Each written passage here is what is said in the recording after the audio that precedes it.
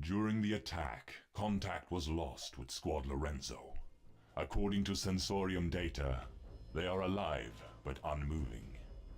Find them and press on. Sergeant of the squad, accept your orders. One squad is available for your command. Terminators enter here. Scans have detected Genestealer presence in these areas. Get the squad safely to the exit zone. You will escort Brother Librarian Calistarius and link up with the incapacitated squad. Revive the members of Squad Lorenzo and fall back to protect the main force. Brother Calistarius must not fall. Hello everybody and welcome back to my Let's Play of Spacehulk. Thank you for joining me and let's get into this. Okay, welcome back. I'm sorry, I don't think I actually mentioned this is Roach, and thank you for joining me for this episode of Let's Play Spacehulk.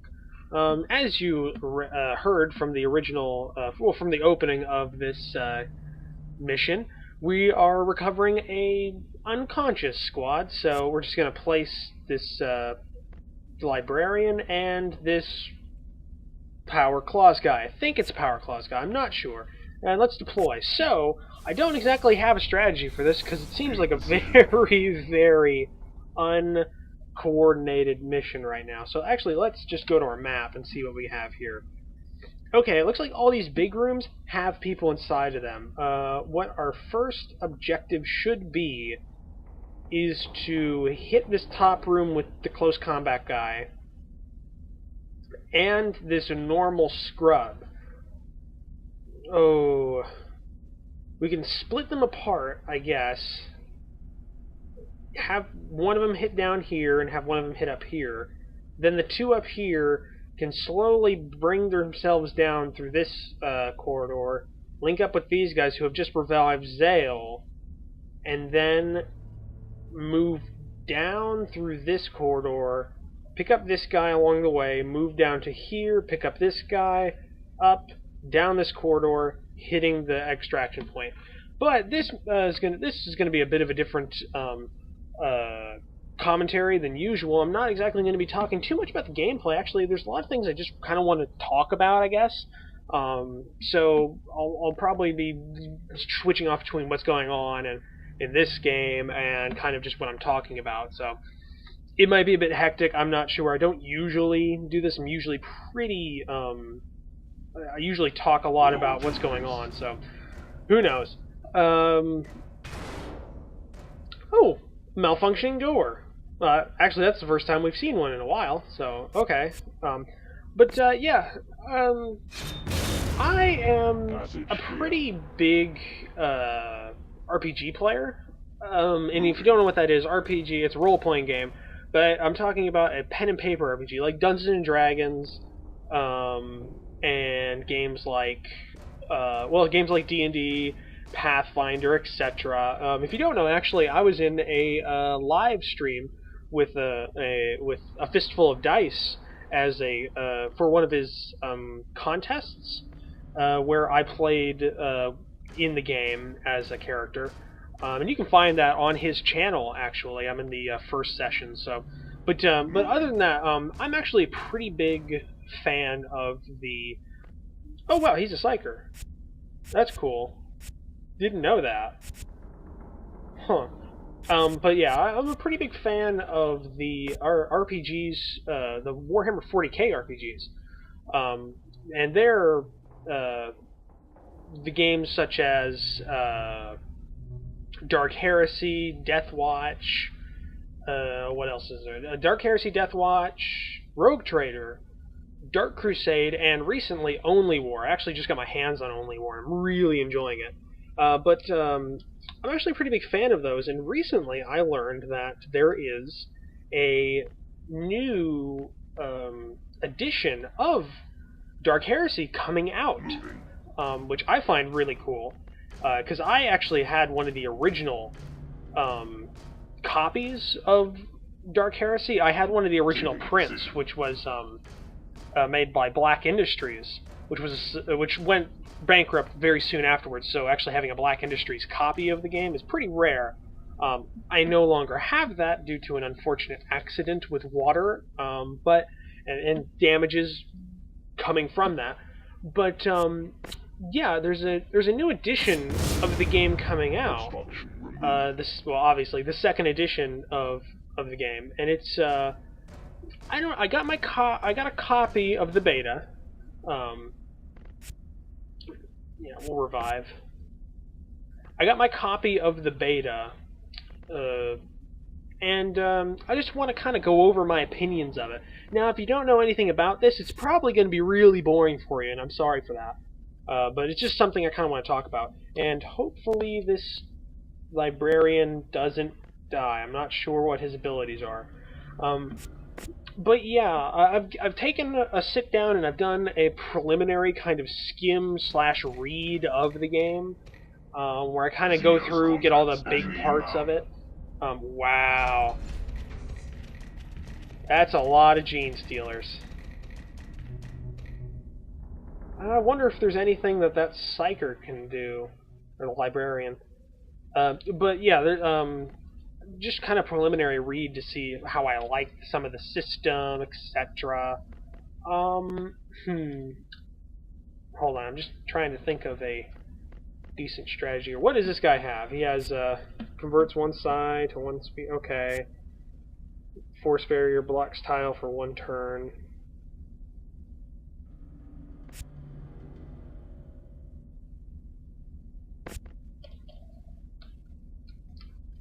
Alright, hold on.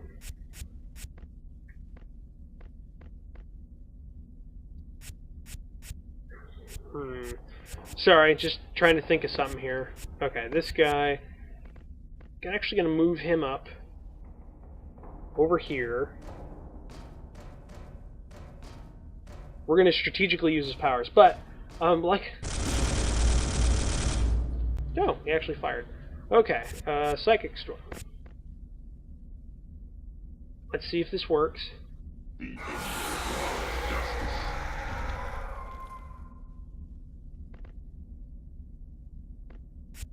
Okay, Overwatch. Alright, but what I was saying is I did a preliminary read of the game, and I have like a couple of... What's the best word for it?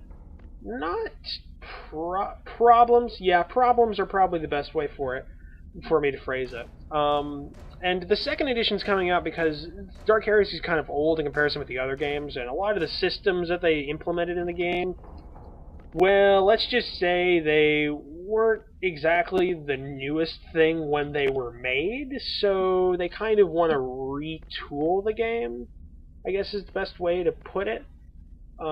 Personally, I think the game's fine as it is, but as a strict player, as a player of many RPGs, I decided, I'm not scared of change as some people are.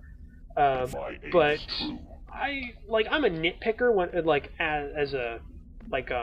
kind of as a rule, I'm very bad when it comes to judging something, because I'm horrible.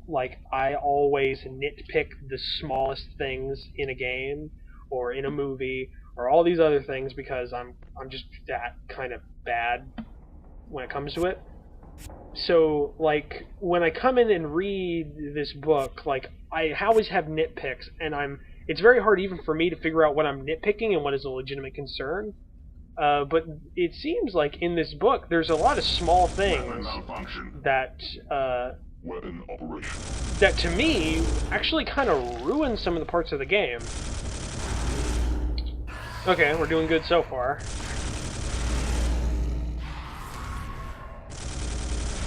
Wow, this librarian's doing really good. Unusually good. Then again, he is psychic, so he probably knows where they're gonna dodge.